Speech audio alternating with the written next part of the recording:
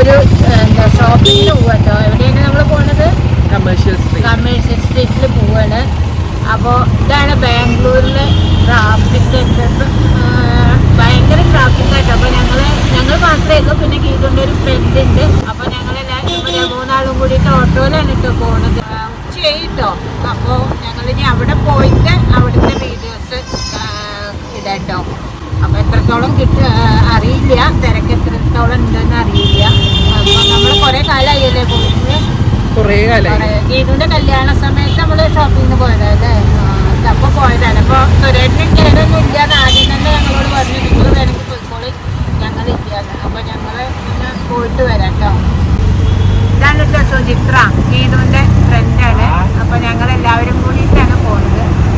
അപ്പോൾ എത്തിയിട്ടില്ല, എത്ര അരമണിക്കൂറൊക്കെ കഴിഞ്ഞിട്ട് ഇവിടെ പോകുന്നത്. ഫുള്ള് ട്രാഫിക്കാണെന്ന്. അതുകൊണ്ട് ഞങ്ങൾ ഞായറാഴ്ച പുറത്തിറങ്ങാറില്ല. അതെ, ഇതിപ്പോൾ കുറേ ഞങ്ങൾ പറയണു പോകണം എന്ന്. അപ്പോൾ എന്നാലിപ്പോൾ അതിനൊരു സമയം കിട്ടിയത്.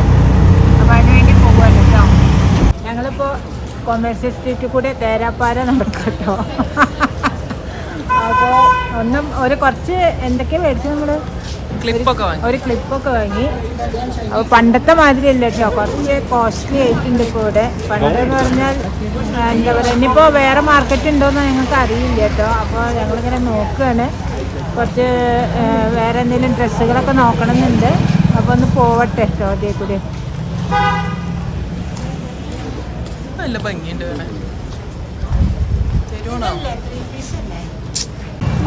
ഞങ്ങളൊരു വളക്കടയിൽ വന്ന കേട്ടോ. എന്താ രസം വള.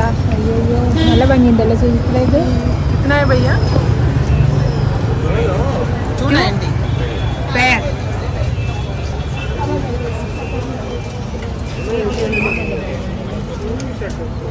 ഇതിൽ തന്നെ ഇങ്ങനത്തെ ഇത് എന്താ പറയുക, നമ്മൾ ബ്രേസ്ലെറ്റ് മാതിരി ഇരുന്നതാണ്. വളയാണല്ലേ.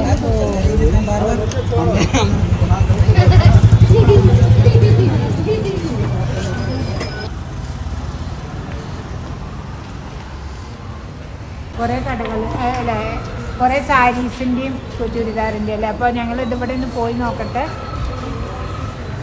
നല്ല കളക്ഷനാ, പോയി നോക്കാം അല്ലേ.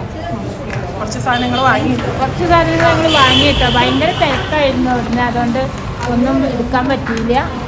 അപ്പോൾ ഞങ്ങൾ ഇവിടെ ഒന്ന് പോയി നോക്കട്ടെ.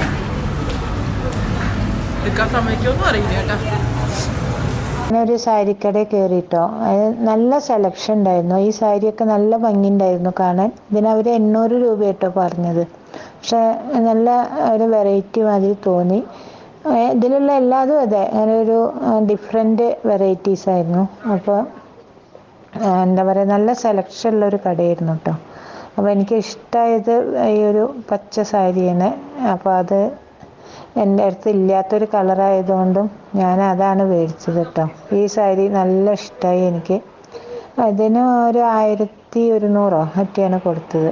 പക്ഷേ നല്ല ഇല്ലാത്തൊരു കളറായതുകൊണ്ടാണ് ഞാനിത് എടുക്കാൻ കാരണം. പിന്നെ എല്ലാതും അതെ കേട്ടോ, നല്ല വെറൈറ്റി സാരികളുണ്ടായിരുന്നു.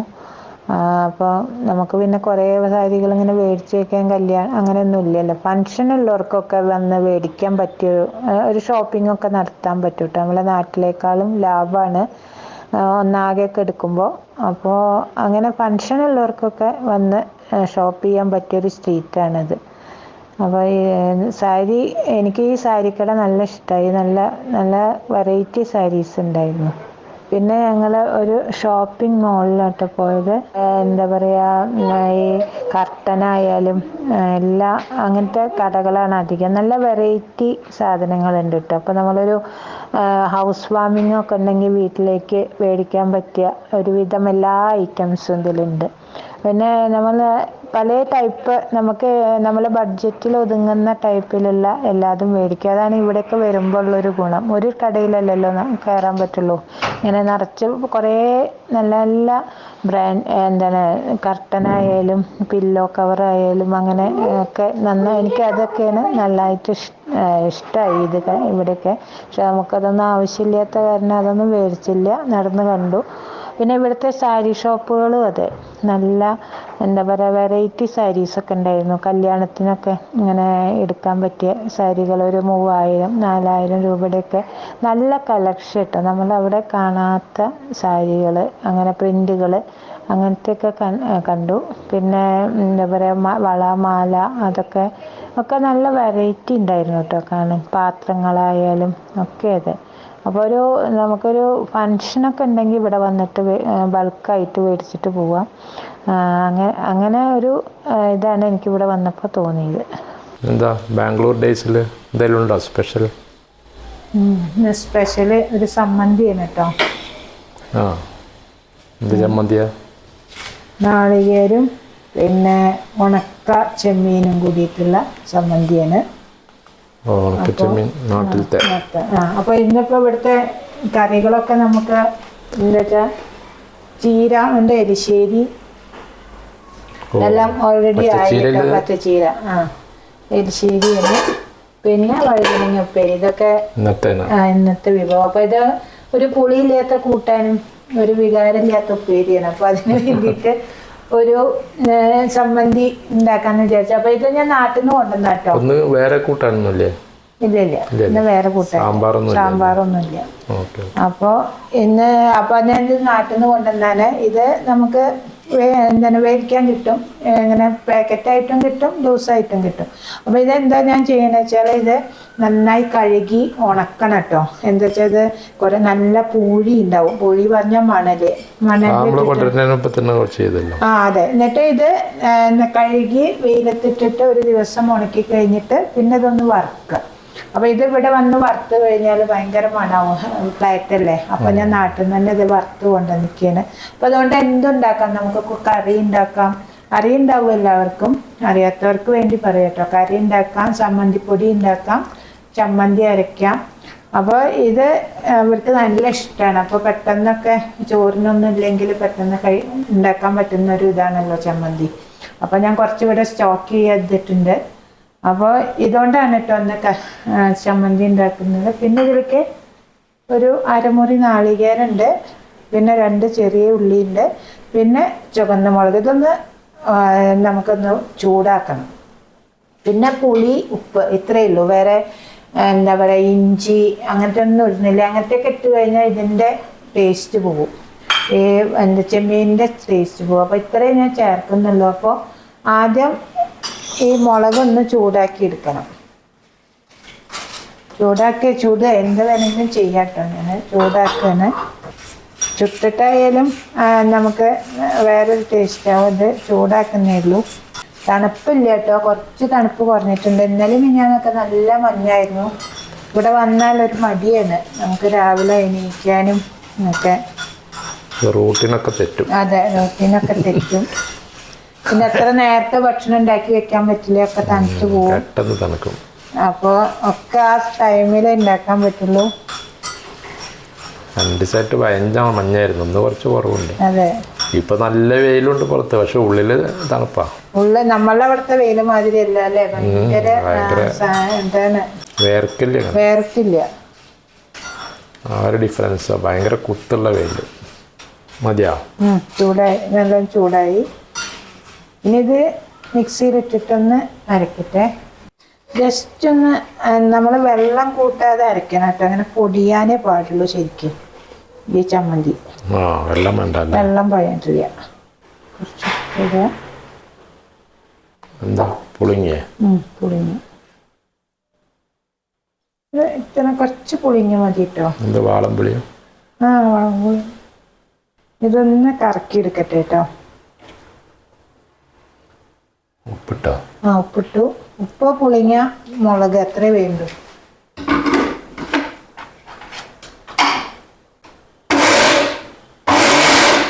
ഇതിലേക്ക് ഈ ചെമ്മീൻ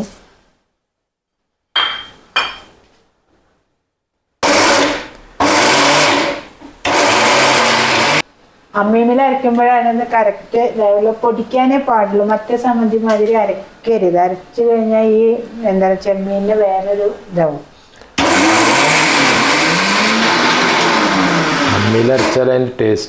അതെ, ടേസ്റ്റും. പിന്നെ അതിനെ പൊടിയാൻ ഇതിപ്പോ നമുക്ക് കുറച്ചൊരു പണിയാണ് ചെയ്യാൻ. അതെ, ചെറിയതേ പറ്റുള്ളൂ, വലുതിലേ പറ്റില്ല. ഉപ്പ് നോക്കട്ടെ. ശരിക്കും ചതച്ചെടുക്കുമ്പോൾ അല്ലേ? ഉപ്പും പുളിയൊക്കെ ഉണ്ട്.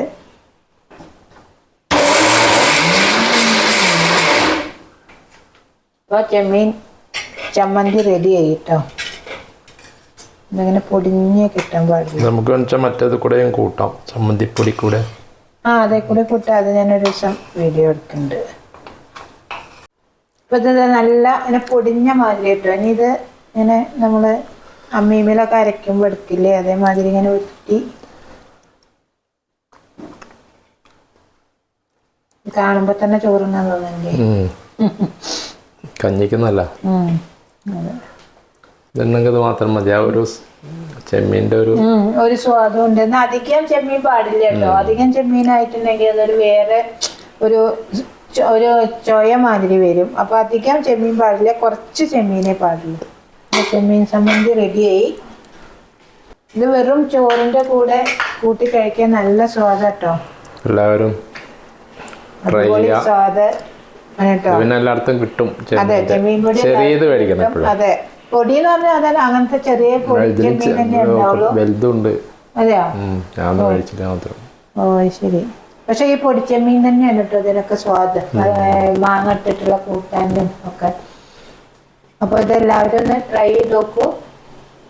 അപ്പോൾ എന്താ പറയാ, ഇതിന്റെ ചെയ്ത് കഴിഞ്ഞിട്ട് എന്താണ് അഭിപ്രായം എന്ന് പറയാ.